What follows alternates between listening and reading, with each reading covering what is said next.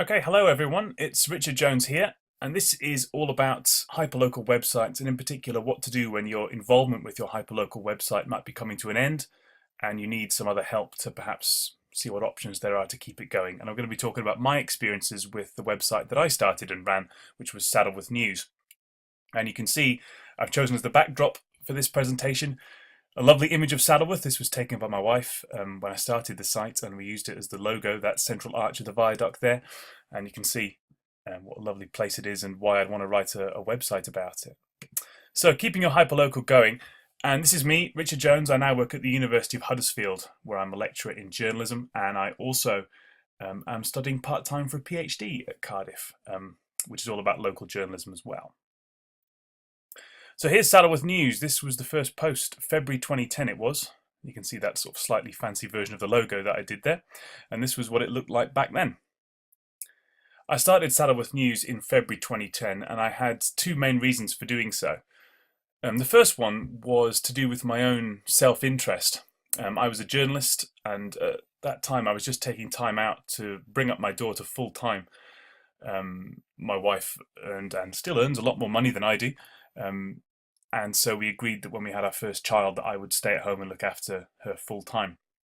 But at the same time, I knew that I did want to go back to work one day full time as a journalist, and I knew that I couldn't afford a blank space on my CV. But the second was a more kind of altruistic reason for the benefit of the community, and we hadn't long at that time moved into Saddleworth, and I could see that it was a very distinctive area. It's what we liked about it, but it was very underserved by the traditional media, newspapers and things. So I thought what I could do, since we'd moved there, was use my kind of journalism skills to help with that. And it went pretty well. Here's me and my daughter interviewing Nick Clegg, and we also interviewed all sorts of people, David Cameron, Ed Miliband, and many others, during the by-election campaign that we had in the local area, the Alderman Saddleworth by-election in early 2011. I did a lot of political coverage, council meetings and things, and while I was doing all that, our local MP, Phil Willis, after winning the general election, was thrown out of Parliament after a legal challenge. There was a big by-election, big story, went on for months, and I was sort of right in the thick of it and got great access to all sorts of politicians, and that was really, really good. And I found myself on my website getting a lot of attention for it. One example here, The Guardian wrote about it and about how I'd had this sort of thing where I would interview all these politicians with my daughter on my knee, and this got a lot of attention and sort of offered a different perspective on the by-election, and a lot of people in the national media paid a lot of close attention to me and my project. So that was all great, but what sort of started to happen after a while was that life started to get in the way. So after I'd been doing the site for almost a couple of years, until late 2011, I started to get offered paid work doing lecturing. I got offered sort of guest talks at first, and then a more kind of one day a week type lecturing role, initially at the University of Leeds. And also in journalism too. My background was actually in radio and television a bit, and Radio 5 Live moved to Salford, and I approached them and was able to get work there as well. At around about this time, my daughter was getting older. She had turned sort of getting on for 2, and it was becoming harder to carry her around with me when I was doing interviews and things like that. So that was beginning to become a bit harder. We wanted to put her into nursery. So we also, as well as that, began to consider moving away from the area because my wife was finding the commute into Manchester to be a bit difficult. So I knew that things with the website couldn't really stay the way that they had been. So I wrote this letter to all my readers saying, help me out here. What are we going to do about this website? I thought about trying to make it my full-time job, and it was quite tempting, but I decided against it. The main reason was at that time I was spending sort of 2 hours a day writing the site during my daughter's daytime nap, and I sort of realised that if I did make it my full-time job, the other sort of 6 hours or so of my working day were just going to be spent trying to raise money. I'd done a bit of selling ads and things around local shops and pubs and what have you, and I just didn't enjoy it. I found it very difficult. This is not something that I was very good at. So I just thought I didn't really feel like I could make it my full-time job. On the other hand, I didn't want to just abandon it. I put so much work into it. Lots of readers in the community really enjoyed it, and I just didn't want to sort of knock it on the head altogether. I had a variety of options sort of presented themselves to me. Lots of people were keen to work with me in some way. I had various kind of meetings and coffees with people one of the local free newspapers, a couple of small production companies in particular. What they were really offering me though was me to keep doing the site, just as I was really, and them to sort of associate their business with me in some way. Either we could do some kind of joint thing, some joint video thing perhaps, or in terms of the newspaper, they just wanted to pay me some money so they could use my stories,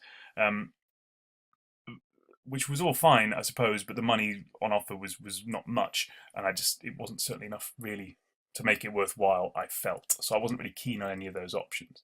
I did have another option though, local university. In those days, University of Huddersfield, where I work now, they had a kind of an offshoot in Oldham, and there were some journalism students there. And a journalism student from Oldham took over the site for a time as part of a final year project. But it proved to be a pretty tall order for her. There was some unhappiness about it from regular readers of the site. They got kind of used to my sort of professional, I guess, type updates, regular updates and all the rest of it. And she was never going to sort of do it at that level of frequency, but there was a lot of grumbling from regular readers, and it was all kind of, it wasn't really ideal. And at this point I thought, well, we've had a good run, but the site is probably just sort of petering out a little bit. When that student's placement finished, I thought I was ready to sort of pull up the shutters and say, well, we've had a good run with this website, but I'll just kind of leave it on the internet and that'll be the end. But I was contacted by a local journalist from the trade press who I knew very slightly. He'd occasionally contributed to the site, sort of sent in photos and whatnot. And he said he'd be happy to take it over. And 3 years later, he's still running it. A local guy from Uppermill, from Saddleworth, and he's still going strong, and I've really got to pay great tribute to him. It turned out to be absolutely the right thing for the website and the right thing for the area, and hopefully the right thing for him too. So fast forward 3 years and get forward to today, Saddleworth News is still going, and it turned 5 years old in February, which is pretty geriatric, I think, in hyperlocal terms. But there you go, 5 years old, and I'm still pretty proud of that, even though I've hardly had anything to do with the website really for sort of 3.5 years. And myself, my wife, my daughter, we moved away from Saddleworth in 2012. I've been working full-time as a university lecturer since 2013, so all that kind of part-time lecturing, part-time journalism I was doing turned into a full-time staff job, actually at the University of Huddersfield, as it turned out. And that's been great. I mean, I never would have had this second career that I've now got without Saddleworth News. I spent years and years as a professional journalist before, being a producer and things, and nobody in the media had ever heard of me. And sort of putting myself out there on my own in this way meant that suddenly I became a sort of moderately well known as the kind of hyperlocal baby guy, and I still kind of am now, and it's really helped me. So I suppose the moral of that is that I would advise you is that if you do sort of get an opportunity through doing your website, you do get attention, you do get some kind of work, paid work, things like that.